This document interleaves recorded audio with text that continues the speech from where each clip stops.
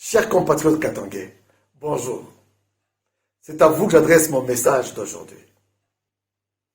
Chers compatriotes, savez-vous que jusqu'à présent, en 2022, c'est encore le Katanga qui tient l'économie de toute la RDC.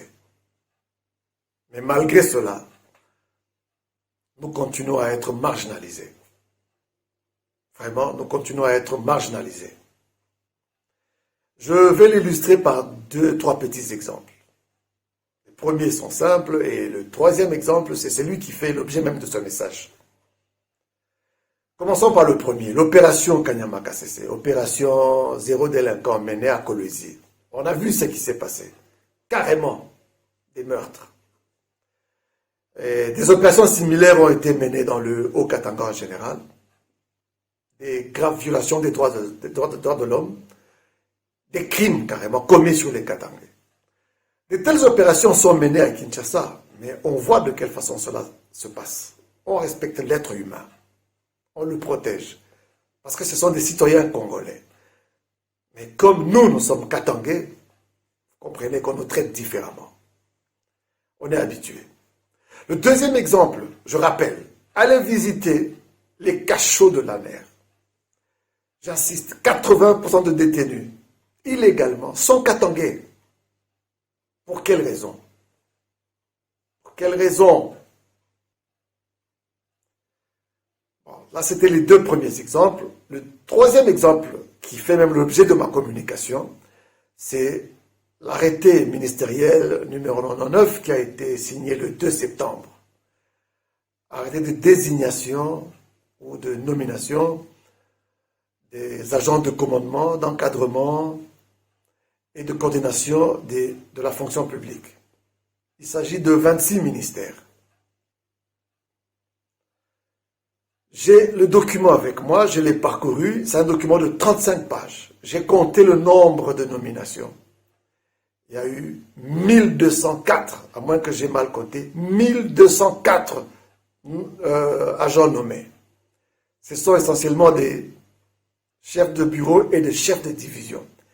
Mais sur toute cette liste-là, combien de Katangais ont été nommés?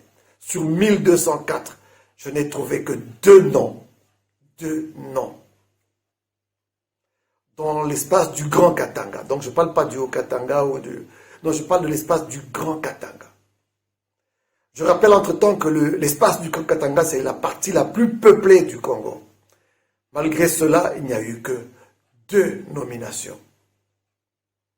C'est une façon de nous chasser. Voilà pourquoi j'ai affirmé précédemment que la balkanisation était en train de s'accomplir. Elle est en train de se mettre en place d'une façon ou d'une autre, malgré que les Congolais la redoutent, malgré qu'ils ont peur, mais eux-mêmes, ils sont à la base. Avec une telle discrimination, tous les Katangais qui espéraient aussi être promus, être nommés, ils vont replier sur le Katanga. Et voilà comment la balkanisation est en train de se mettre en place, de fait, petit à petit. Si on prend les grands espaces du Congo, c'est-à-dire dans la formule de 6 grandes provinces, en prenant 1200 divisé par les 6 grands espaces, nous devions avoir 200 nominations par province. Mais nous, Katangais, on a droit à 1% de ce qui devait être notre quota. C'est une façon de nous rejeter. J'insiste encore.